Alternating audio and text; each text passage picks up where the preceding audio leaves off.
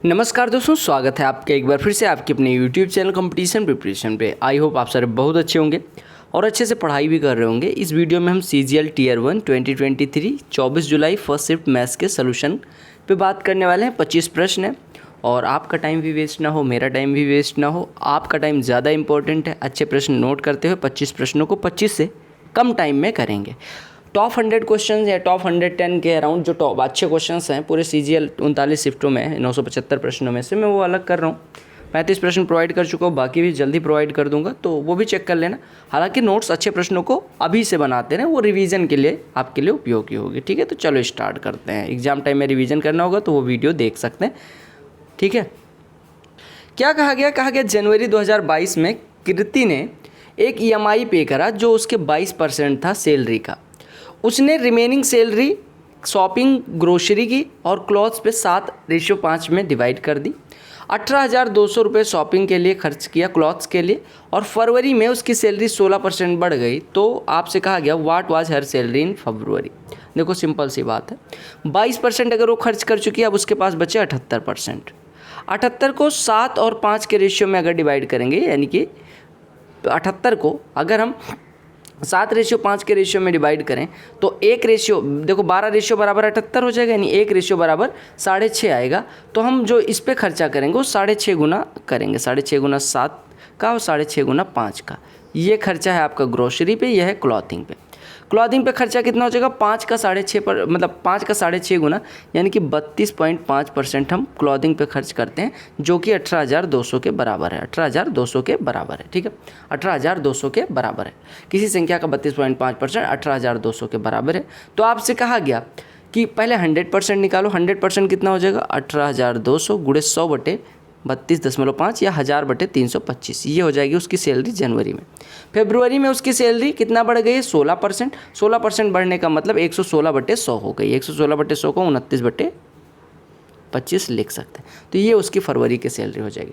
29 से काटोगे तो 29 से कट रहा है कि नहीं कट रहा है, नहीं कट रहा है। 25 से पहले काट दो, 25 से कटेगा 40 हो जाएगा, 5 से कटेगा 8 हो जाएगा, 5 से कटेगा 65 हो जाएगा। ठीक है, अब देखो कुछ किसी से कट रहा है, 13 से कट रहा है, 13 पचे 65, 13 से कटेगा, 13 से ये 13 एकन्नम 13, 13 चौको 52, 1400 हो जाएगा। 5 से ये कट के 280 हो जाएगा। यानी आपकी सैलरी जो बचेगी वो बची 29 गुणे 280 और गुणे 8। ठीक है, 28 का स्क्वायर कितना होता है, 784, और 29 का स्क्वायर कितना होता है, 841। तो 841 यानी कि 8410 में से आपको घटा लेना है 290। ठीक है, यानी ये आपका हो जाएगा 8410 में से 290 घटाएंगे तो कितना हो जाएगा, ये आपका हो जाएगा 8120। यानी 8120 इतने की वैल्यू हो गई और इसमें 8 से गुणा करना है। तो 8120 गुणे 8 यानी कि ये 960 हो गया और ये 64,000, यानी 64,960 उसकी सैलरी हो गई। क्लियर हो गया। कैलकुलेटिव शिफ्ट पहले प्रश्न से ही शो हो रही है। 4 के पावर इतना दिया गया। अब देखो 4 की जो लोअर पावर है उसको कॉमन ले लो, तो 4 की लोअर पावर हो जाएगी 4 के पावर a+2। यहाँ पे बचेगा 4 स्क्वायर -5 यानी 16 -5 यानी कि 11 बचा। और नीचे अगर हम सॉल्व करेंगे तो यहाँ पे 4 के पावर a कॉमन आ रहा है, तो ये बचेगा 15 - 4 यानी कि 11। ये कट गया, ये कट गया। 4 के पावर a+2 में 4 के पावर a से डिवाइड करेंगे तो 4 के पावर, मतलब आपको पता है भाग में घाते घट जाती है, यानी कि 4 के पावर a+2 डिवाइड करेंगे 4 पावर a से, तो 4 पावर a+2 माइनस है, यानी 4 पावर 2 यानी 16 बचेगा। क्लियर हो गया। PQR कोई कार्य करते हैं 10, 15, 20 दिन में, अगर एक साथ काम करें 10, 15, 20 का एलसीएम ले लो 60, टोटल 60 यूनिट काम है। एक 10 दिन में करता है यानी 6 यूनिट पर डे, एक 15 दिन में यानी 4 यूनिट पर डे, और एक 20 दिन में यानी एक दिन में 3 यूनिट करता है। अब तीनों एक साथ काम करेंगे तो 6, 4, 10, 3, 13 होगा। 60 यूनिट करना है, 60/13 यानी 13 चौको 52, सही 8/13 दिन लगेंगे। क्लियर हो गया। कहा कि P को 2 गुना टाइम लगता है Q के बराबर, यानी P 2 गुना टाइम लेता है Q से, यानी P की इफिशियंसी जो है वो Q की आधी है। ठीक है, P बराबर Q/2 लिख सकते हैं। और 3 times as long as R to complete a task, यानी कि P अगर R का 3 गुना वो लेता है तो यानी कि हम कह सकते हैं कि P की इफिशियंसी R की इफिशियंसी की तीसरी हिस्सा है। अब कहा गया अगर वो एक साथ काम करे तो 2 दिन में काम हो जाता है, Q कितने दिन में ख़त्म करेगा। देखो हम 6 से गुणा कर देते हैं, यानी हम कह सकते हैं, या हम इसको मान लेते हैं K यूनिट, तो P की इफिशियंसी हो जाएगी 1। देखो मान लेते हैं कि ये 1 यूनिट है, यानी कि ये सब बराबर है, इसको बराबर मान लेते हैं 1, तो P की इफिशियंसी हो गई 1, Q की इफिशियंसी ऐसे हो जाएगी 2 और R की इफिशियंसी हो जाएगी 3। यानी P Q R एक साथ काम करेंगे तो 6 यूनिट एक दिन में होगा और 2 दिन में कंप्लीट कर लेते हैं, यानी टोटल काम हो गया 6 यूनिट गुणे 2 यानी 12 यूनिट। अब आपसे कहा गया क्यू ने करना है, क्यू 1 दिन में करता है 2 यूनिट, 12 यूनिट करने के लिए 12/2 यानी 6 दिनों की आवश्यकता होगी। क्लियर हो गया। ये जो पाई चार्ट है वो रिप्रेजेंट करता है गर्ल्स का डिस्ट्रीब्यूशन अलग अलग कॉलेजेस में। टोटल 2500 गर्ल्स हैं, तो आपसे कहा गया average of C and D, C और ई का 20 और 26% का एवरेज कितना हो जाएगा 23%। 2500 का 23% कितना हो जाएगा 25 गुणे 23, 25 गुणे 25 625 होता है, उसमें से 50 घटा दो यानी कि 575 हो जाएगा। क्लियर। डिवाइड करना है। अब देखो 720 में 8 से डिवाइड करोगे 90 आएगा, प्लस अगर 15 से इसमें डिवाइड करोगे 61 आ जाएगा, माइनस m प्लस 32 गुणे 5 160 हो गया। ये डिवाइड करोगे इसमें 16 छक्के 96 और ये बचेगा 4 16 नवैया 144 यानी कि 69 बचेगा, गुणे 111/37 यानी कि 3 बचेगा। ठीक है, हम डिवाइड करते चल रहे हैं साथ साथ। 69 गुणे 3 कितना हो जाएगा आपको पता है, कितना हो जाएगा 207 हो जाएगा। 207 में से 160 घटेगा, कितना बचेगा 47। 47 अगर m को इधर ले आए तो ये बचा 151 और माइनस 47 यानी m बराबर कितना हो जाएगा 104। सॉल्व करना आ रहा है ना, ये 90 हो गया, ये 61 हो गया, ये आपका 16 छक्के 96 और ये 14 144, 16 नवैया 144 हो गया।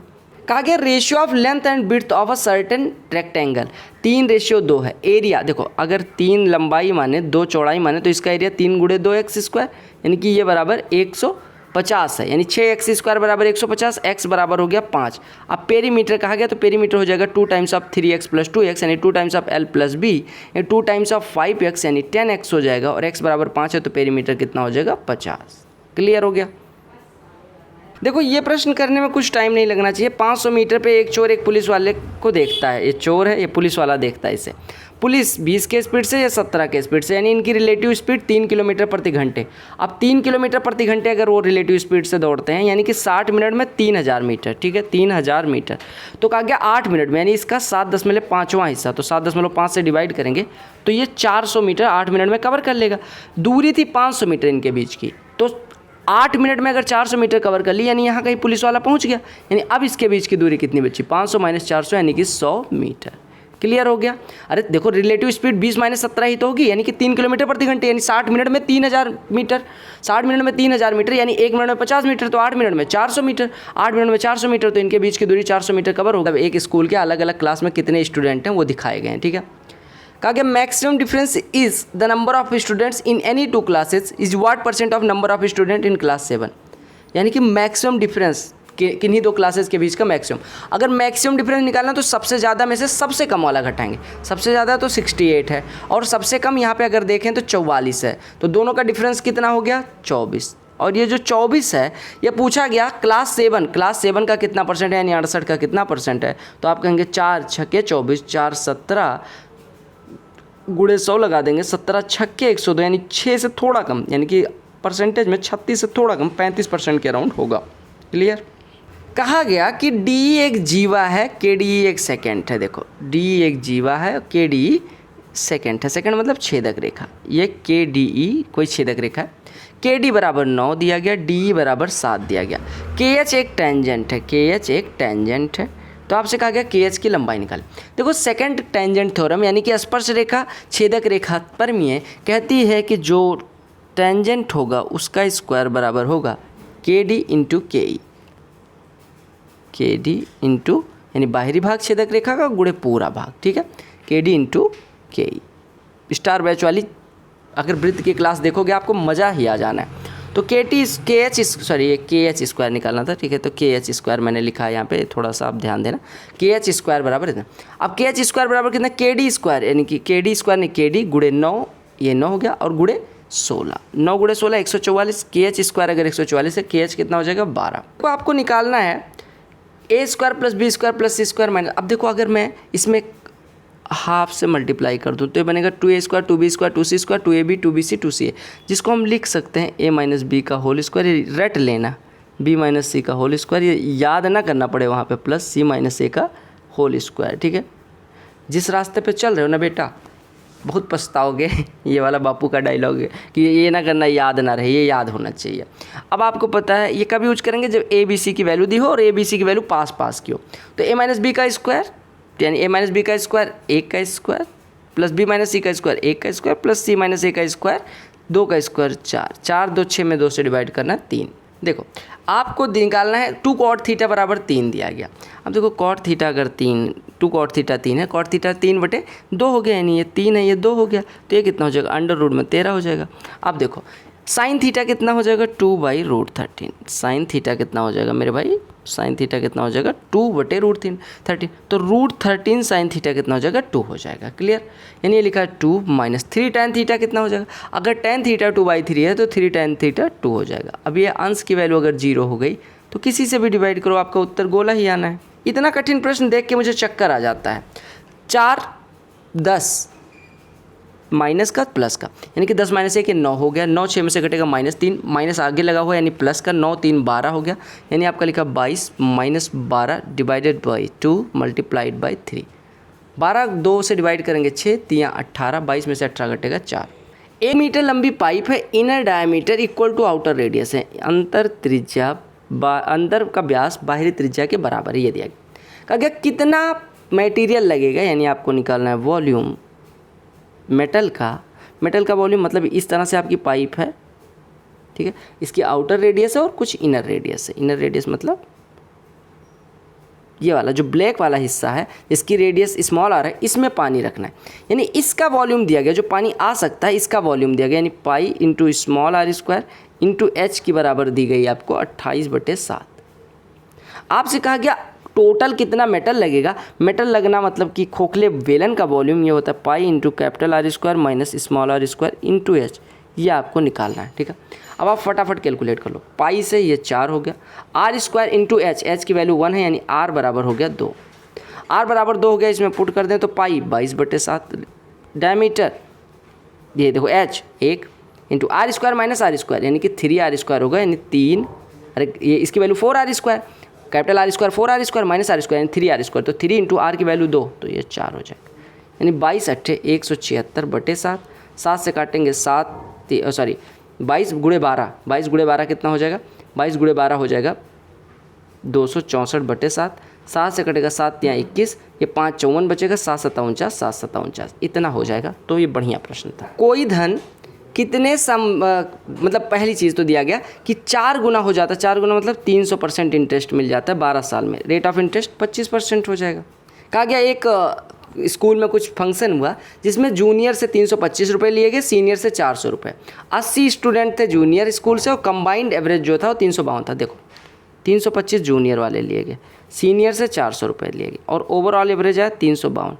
325 352 यानी 27, इधर होगा ये 48 हो जाएगा। मिक्सचर एलिगेशन 3 से काटेंगे 16, 3 से काटेंगे 9, यानी इनकी संख्या का अनुपात 16:9 हो जाएगा। अब आपको जूनियर का बच्चा दिया गया था 80, यानी 16 रेशियो बराबर 80, यानी 1 रेशियो बराबर 5 आ गया। तो आपसे कहा गया सीनियर कितने थे, 9 रेशियो, 1 रेशियो बराबर 5 है तो 9 रेशियो 45, यानी सीनियर कितने गए थे 45। क्लियर। देखो cos A cos B sign A sine B क्या होता है, कॉस अगर हम माइनस है, cos A cos B minus sign A sine B, cos A plus b यानी कॉस 49 + 41, कॉस 90, कॉस 90 की वैल्यू 0, तो 2 + 0 उत्तरम 0। अंकिता अपनी घड़ी 5% नुकसान पे बेचती है, 5% उसका हो रहा था नुकसान, ठीक है।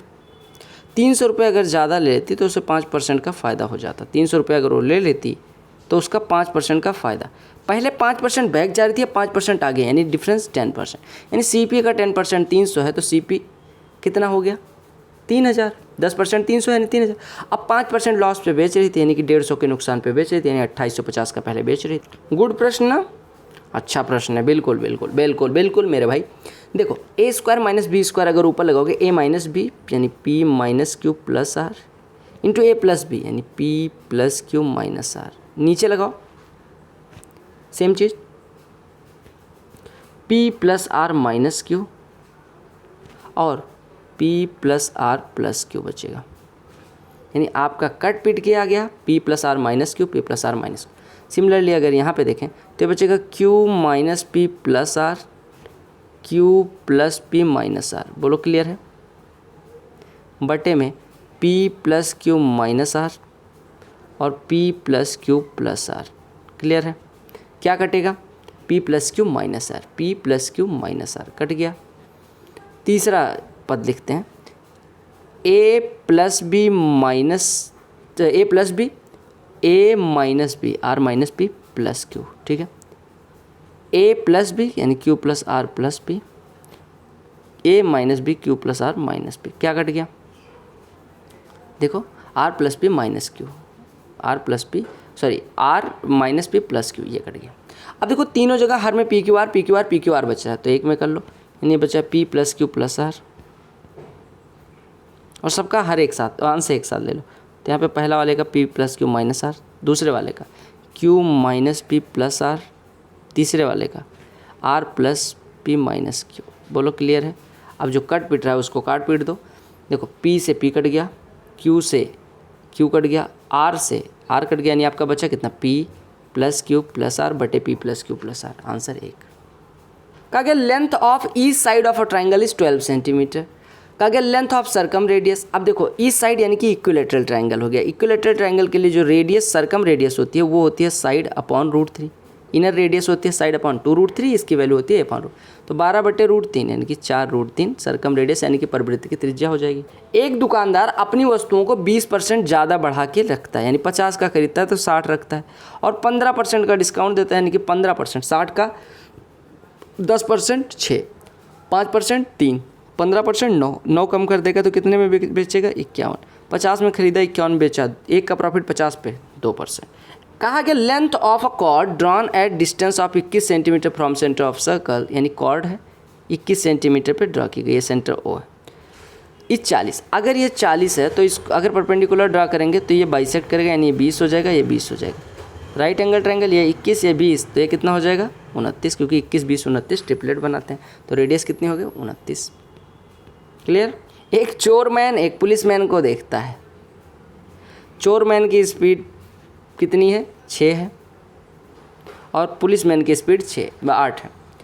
उनके कहा गया policeman started 10 minute late, at what distance he will catch the thief. ठीक है, 8 मिनट लेट कहने का मतलब कि 8 मिनट चोर तो 10 मिनट अगर लेट पुलिस दौड़ता है तो यानी कि 10 मिनट ये भाग चुका है। अगर 6 किलोमीटर प्रति घंटे से भागेगा तो 10 मिनट यानी 1/6 घंटे में 1000 मीटर यानी 1 किलोमीटर भाग जाएगा। अब 1 किलोमीटर इनके बीच की डिस्टेंस हो चुकी है, और अब पकड़ने के लिए पुलिस दौड़ा है। पुलिस को चाहिए था कि थोड़ा मैं तो अपनी कम करूँ, तो 8 और 6 से अगर एक ही दिशा में भागें तो उनकी स्पीड हो जाएगी रिलेटिव स्पीड 2 किलोमीटर प्रति घंटे, यानी 2 किलोमीटर प्रति घंटे उनकी रिलेटिव स्पीड। उस स्पीड से 1 किलोमीटर कवर करना है, कितना टाइम लगेगा आधे घंटे, और आधे घंटे का टाइम लगेगा। तो आपसे कहा गया कि चोर को पुलिस कितनी देर में पकड़ेगा। अगर पुलिस 8 की स्पीड से आधे घंटे दौड़ देगा यानी कि 4 किलोमीटर बाद पकड़ा जाएगा, यानी 4 किलोमीटर दूरी पे पकड़ा जाएगा। इस प्रश्न को इस मेथड से भी कर सकते हैं कि देखो चोर तो 10 मिनट ज़्यादा दौड़ चुका है, यानी अगर पुलिस t घंटे बाद पकड़ता है तो t प्लस 10 मिनट यानी कि t प्लस 1/6 घंटे चोर 3 की स्पीड से 6 की स्पीड से दौड़ता है, और पुलिस वाला 8 की स्पीड से t, और दोनों द्वारा चली गई दूरी बराबर हुई तभी पकड़ा गया। काट पीट तो 2 3 6 2 चौको 8, यानी 4t बराबर 3t प्लस 1/2, यानी t बराबर कितना हो जाएगा 1/2, यानी पुलिस वाला आधे घंटे दौड़ता है तब पकड़ लेता है। पुलिस की स्पीड कितनी है 8 किलोमीटर प्रति घंटे पुलिसमैन की, तो आधे घंटे में 4 किलोमीटर दौड़ेगा। एक बोट है जो 120 किलोमीटर अप स्ट्रीम जाती है और बैक, अगर गई अप स्ट्रीम है तो आएगी डाउन स्ट्रीम, यानी 120 गई अप स्ट्रीम और आई डाउन स्ट्रीम, तो उसे लगे 30 घंटे। 25 किलोमीटर अप स्ट्रीम गई और 40 किलोमीटर डाउन स्ट्रीम गई तो उसे लगे 7 घंटे। तो कहा गया 16 घंटे में बोट स्टिल वाटर में कितना, यानी बोट की स्पीड निकल जाएगी, 16 से गुणा कर दें। देखो यहाँ 40 है, यहाँ 120 है, 3 से डिवाइड कर दो, यानी हम कह सकते हैं 40/u 40/d बराबर 10। 3 अब घटा दो, घटाओगे तो ये 40/d 40/d कट जाएगा, यानी 40/u माइनस 25/u, यानी 15 को अप स्ट्रीम स्पीड से ट्रेवल करने तो 3 घंटे लगे, यानी अप स्ट्रीम स्पीड बराबर 5 होगी। अब अप स्ट्रीम स्पीड अगर 5 हो गई तो कहीं भी पुट कर लो, यानी ये 5 प्लस 40/d बराबर 7, यानी 40/d बराबर 2, तो डाउन स्ट्रीम स्पीड हो जाएगी 2। 40/d बराबर 2 हो गया तो d बराबर 20 हो जाएगा, डाउन स्ट्रीम स्पीड भी। अब बोट की स्पीड कैसे निकलेगी, बोट की स्पीड जो होती है down stream plus up stream बटे 2, यानी बोट की स्पीड होगी 25/2 यानी 12.5। अब बोट की स्पीड है 12.5, 16 घंटे में कितनी दूरी तय करेगी 16 से गुणा कर दो, तो इसको बना लो 25, इसको बना लो 8, 25 × 8 200। क्लियर। tan 15 की वैल्यू फाइंड करो, कैसे निकालोगे। देखो tan 2 अल्फ़ा, देखो tan 30 को हम लिख सकते हैं, tan 30 can be written as tan 2 × 15। tan 2 theta की वैल्यू कितनी है तो 2 tan थीटा यानी 2 tan 15, upon 1 minus ten square 15, और टेन 30 की वैल्यू कितनी है 1/√3, यानी 1/1.732। आपसे कहा गया वैल्यू निकालनी है। अब टेन 15 की वैल्यू कैसे निकलेगी? अब इस फॉर्मूले से निकलोगे, टेन 15 को x मानो तो 2x/1 माइनस एक्स स्क्वायर बराबर 1 बटे इतना। अब ये सॉल्व करना थोड़ा मुश्किल होगा। आप क्या काम करो, टेन 15 कैसे निकले? टेन 15 को हम क्या लिख सकते हैं, tan 45 minus 30, tan A minus B. Tan A minus B का फॉर्मूला क्या कहता है, टेन ए यानी tan 45 minus tan B upon 1 plus tan A into tan B, यानी आपका ओवरऑल आंसर कितना बना, √3 माइनस 1 अपॉन √3 प्लस 1। √3 माइनस 1 से ऊपर नीचे गुणा कर दो तो ये हो जाएगा √3 माइनस 1 का स्क्वायर, ये हो जाएगा √3 माइनस 1। ऊपर बनेगा A square plus B square minus 2ab, यानी 4 माइनस 2√3, नीचे बनेगा 2, यानी ये बचेगा 2 माइनस √3, यानी आपका बचा कितना 2 माइनस 1.732, घटाओगे 0.268 आपका आंसर हो जाएगा। तो जैसा अपना ट्रैक रिकॉर्ड रहा है कि हम 25 प्रश्नों को करने में ज़्यादा टाइम नहीं लगाते, बहुत आराम से करा, बहुत अच्छे कैलकुलेटिव प्रश्न थे, फिर भी ज़्यादा टाइम नहीं लगा। मिलते हैं अगली वीडियो में, तब तक के लिए bye bye, take care, love you all the best for all upcoming exams. वंदे मातरम, जय हिंद।